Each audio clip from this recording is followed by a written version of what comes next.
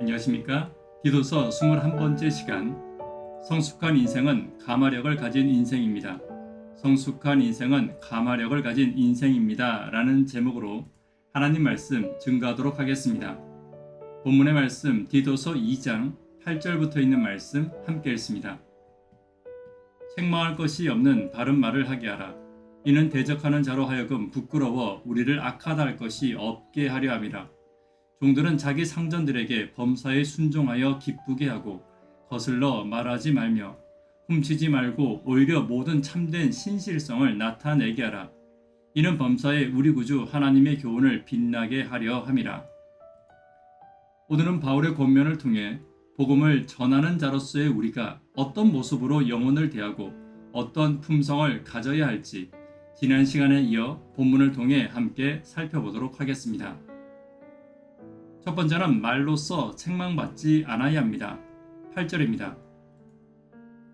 책망할 것이 없는 바른 말을 하게 하라. 이는 대적하는 자로 하여금 부끄러워 우리를 악하다 할 것이 없게 하려 함이라. 본문에 책망할 것이 없다는 것의 원어적 의미는 법적으로 고소할 증거가 없다는 말입니다. 다시 말해 바울은 디도에게 권면의 말씀을 전할 때 어떤 상황에서라도 책망할 것이 없는 건전하고 바른 언어를 사용해야 함을 말하고 있는 것입니다.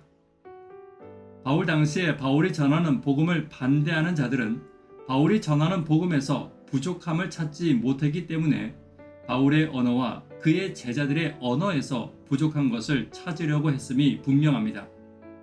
그러므로 바울은 자신과 그의 제자인 디도가 사용하는 언어에 있어 복음을 전할 때이든지 그렇지 않을 때이든지 바른 언어를 사용하라고 권면하고 있는 것입니다. 여기서 말하는 바른 언어는 교회 안에서나 밖에서 사용되는 농담과 같은 언어와 소속하게 비유되는 여러 가지 비유들 혹은 가볍게 사용되고 인기를 위해 사용되는 여러 가지 언어가 될 수 있습니다. 때때로 교사들은 자신의 재치와 자신의 지식을 자랑하기 위해 농담을 사용할 때가 있습니다.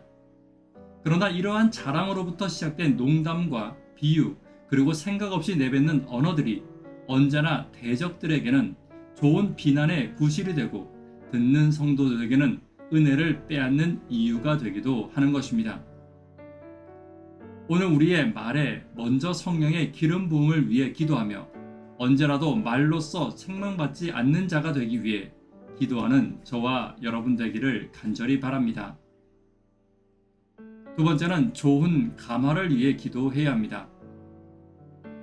8절에 대적하는 자는 복음과 그것을 전하는 자들을 의도적으로 비난하고 비난할 것을 찾는 자들을 말합니다.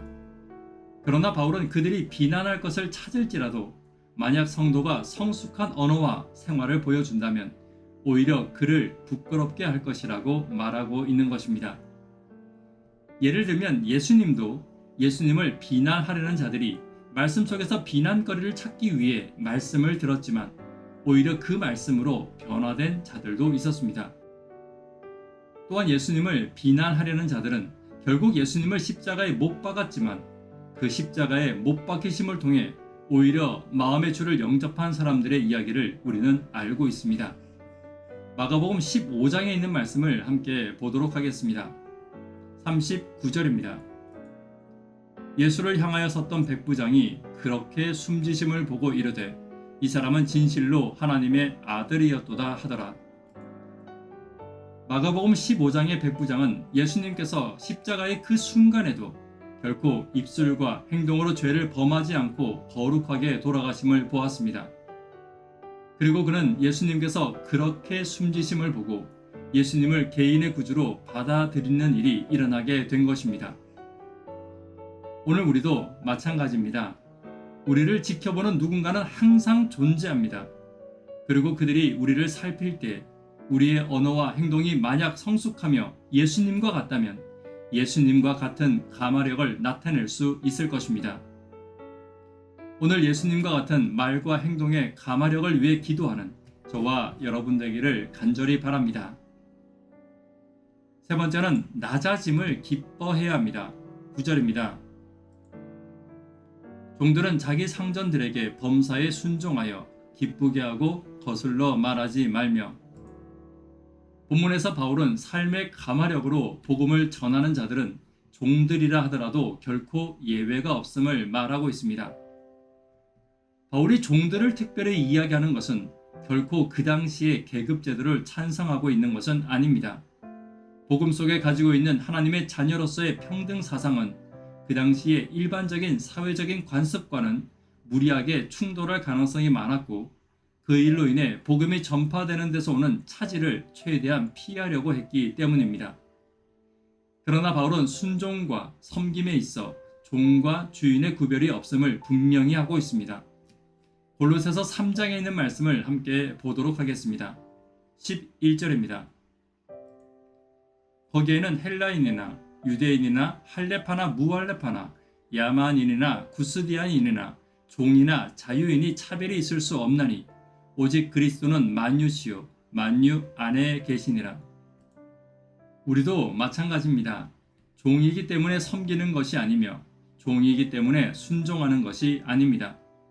오히려 우리가 예수님을 닮았기 때문에 섬기는 것이며 그들이 하나님의 자녀이기 때문에 스스로 순종하는 것입니다.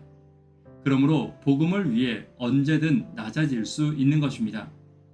오늘 낮아짐의 자리와 순종과 섬김의 자리가 예수님의 자리임을 기억하는 저와 여러분 되기를 간절히 바랍니다.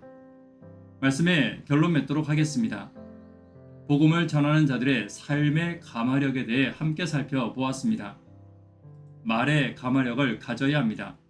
예수님과 같은 가마력을 위해 기도해야 합니다. 낮아짐과 섬김의 가마력을 위해 기도하는 저와 여러분 되기를 간절히 바랍니다. 기도 제목 함께 나누도록 하겠습니다. 교회와 개인의 성령 임재를 위해 기도 부탁드립니다. 구도자분들을 위해 기도 부탁드립니다. 학생, 청년, 어린이를 위해 간절히 기도 부탁드립니다. 성숙한 인생, 가마력을 가진 인생을 위해 기도 부탁드립니다. 이 시간 개인적으로 기도하도록 하겠습니다. 감사합니다.